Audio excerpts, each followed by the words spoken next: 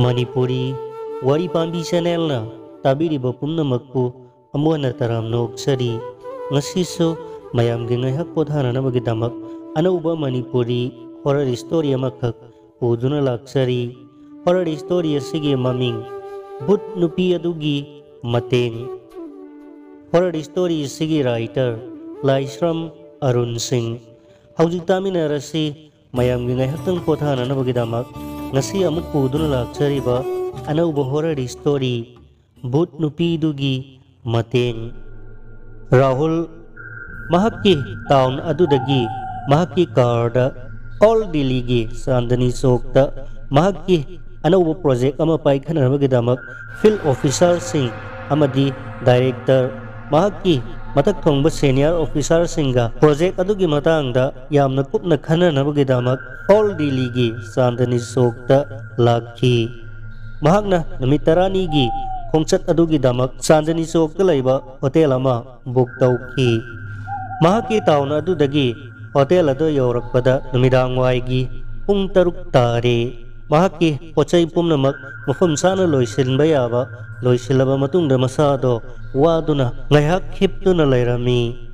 Kona mo haugalatuna masado amuk phajana sengdoklaba matungda mahakki laptop ado hangdoktuna hotel aduda numidangi saklengi damak mahakna apama mathel sing order tauksinki.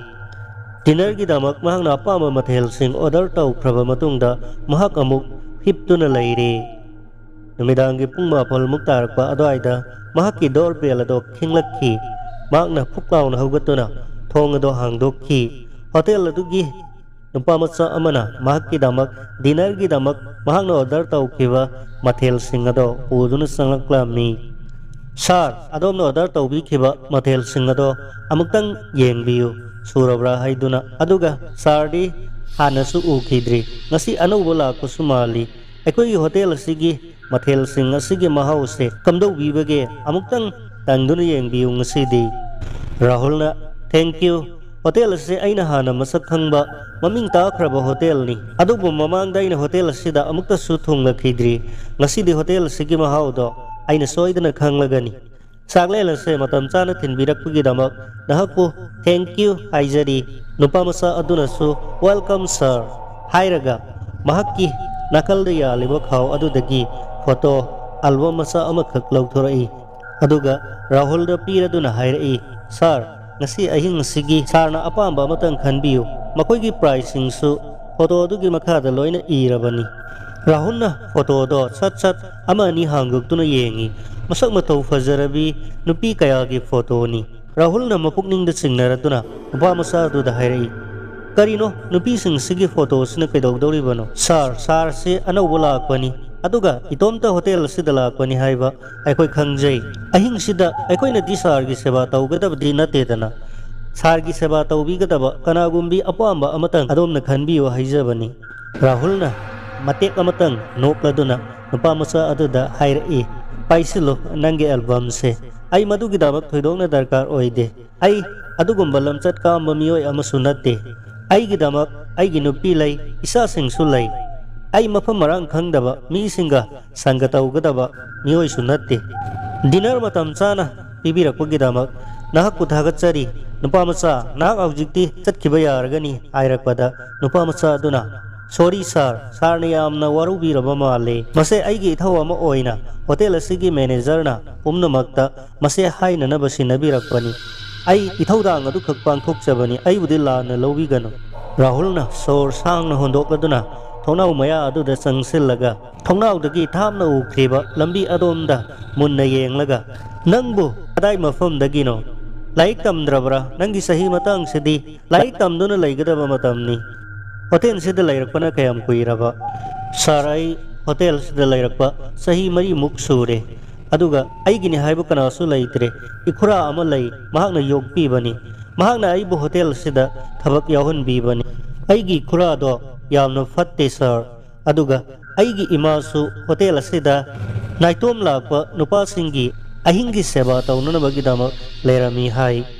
Ikhura aduna aibu matam pumnamakta oktabigi masa haiduna yamna thina susai aigi laifam ikhura aduga hujik puna laiminariba mafam asina hotel sidagi main road asida satkhraga kilometer amamuk chatlaga leiba all Chandani Chowk ki all market ki manak adwaidani sir.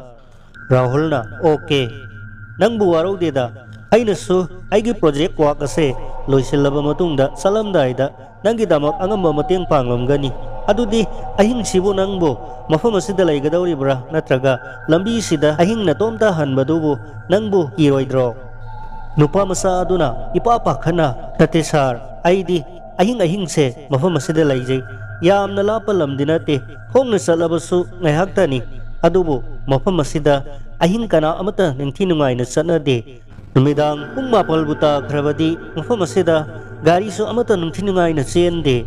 Rahulna adudi karigino kari maram laibage kari wari laibage sar lambi sida ngasidagi sahi ani ahumgi mamangdagi lambi asida kudong thiba thodok amadagi nupi ama laikhide aisabi adugi thawai mahaki atamana but oina thoktuna ahing kaptuna mafam asida chatli haiduna mayamna wari nai.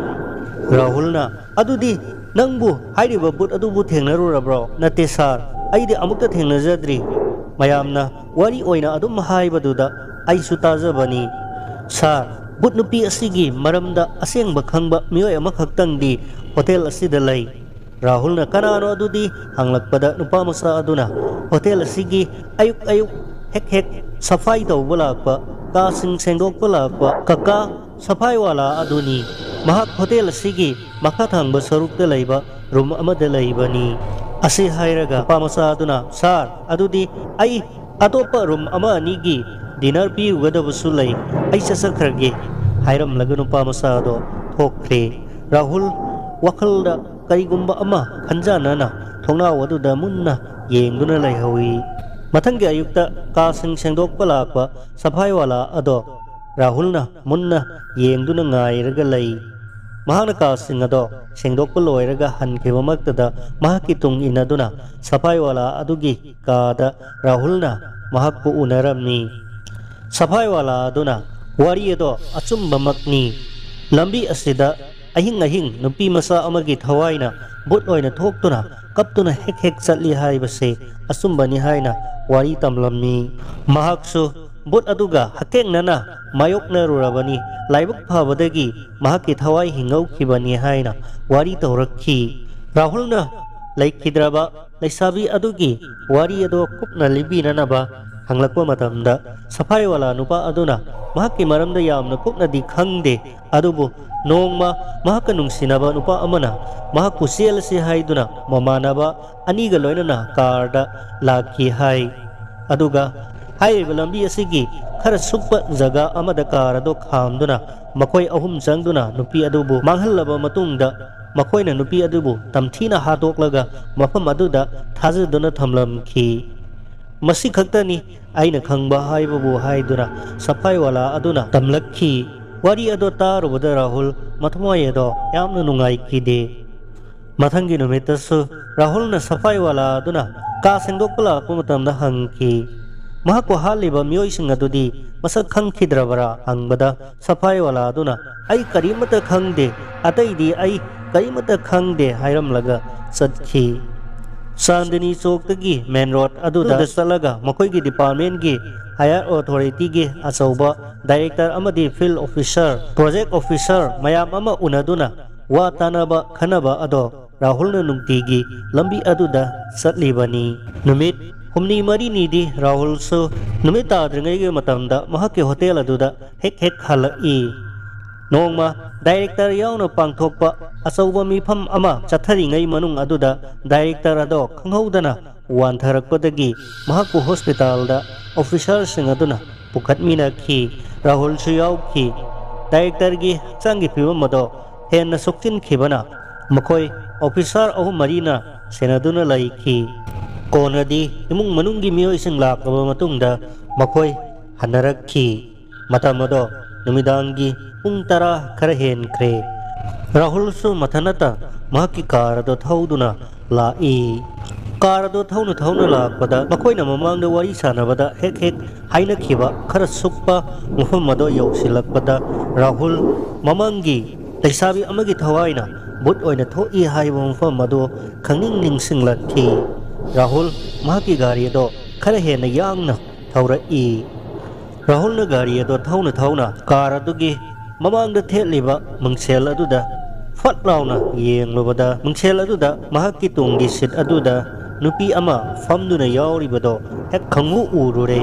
Maduda Rahul ado khangpa pakhat khiduna mahaki car gi brake ado khangnet nesili yamna kanna ahuba makhol amaga loinana car ado khamki.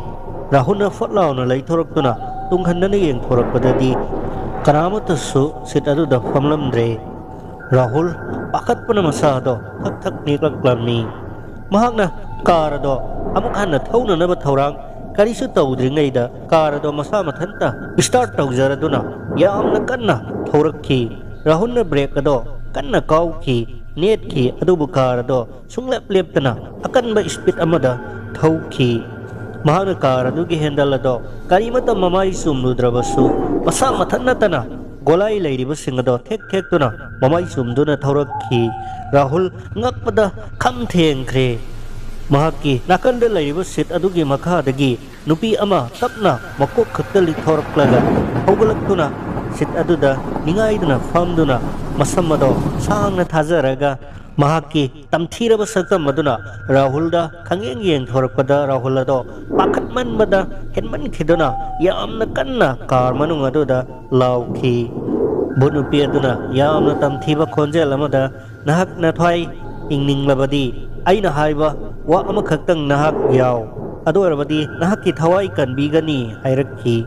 Matam aduda Rahulna karino aigi thawai asitabu kanbiyu nahak ya pa mado haiwa haina yamna kina khonjel ado nik tuna hairakpada bunupi aduna makoi khudingmak aina loina lanbi khre. Makoi khudingmak aina loina laman khumkhre adubu amakhakhtang watli. Mahakti aina ngasi fawda laman khumna na ba honarabasu mahakki mantragi jantragi saktina aina mangonda karisu tawbu ngamdre nahaki mateng amatang aina pami. Rahulna kari mateng no aina pangma ngamgadaba lairabadi ai pangjage. Aihak nahaki wari hana tarubada ai yamna nungaikide nangi wari takhre ai. Matam adumaktada bunupi aduna nangna taribaduda aranba kayamuk yauri nangna khangdaba kayamasu lairi hairakhi. Nangi hotelda safai wala oina hotel adugi sengdoknabagi lairiba miyoi ado maduni aina mahaktabuni ngaiduna lairibase. Mahakna tawsinaduna asaba makoi hapsinduna nakoi khudingmakda mahakna minamduna lairibani. Mahakki hek poksaba masanupa amadi mahaknani aibu hatkibase. Masanupa amadi mahakki mamanaba ahumna aibu tamthina manghallaba matungda sathina hatkhi. Pumnamak adugi daitadi mahakki mapa nangi safai wala aduni aihakpo kana laite haibagi matagum uchit thawaidaduna aihakpo mahakki mamu oiningkhide aibu hatnanabagi damak mahakna mahakki masanupada thang khutsinakibani. Mapana pirakpa thang aduna aibu masing khangdana thillaba matungda makoina aibu hatkibani. Aina mahakki masanupa amadi mahakki mamanaba punamak adugi mathakta laman khumkhre. Adobo pumnamak asigi maru oiriba mapa aduda laman khumge honabada mahakna akanba jantra mantragi shakti sijanakibana aina mangonda karisu tawbu ngamdre. Mahakki ye thangba pamomda siriba jantra ahumado nangna amutang upaya matawduna lawthokhallu. Adu oirabadi aina nangi nathoi kangani ai ningba thunglagani aigi atamana shanti oina lairam lenda amuk tilluba ngamlagani hairakpada Rahulna o adugi oirabadi ai soidana nangi mateng pangge nang aigi lambi thadou hairakhi.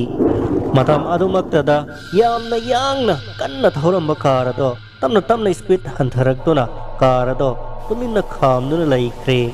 Aduga tamthiraba Rahulgi nakanda phamlamba butnupi adusu mafam khangdana mangkhre.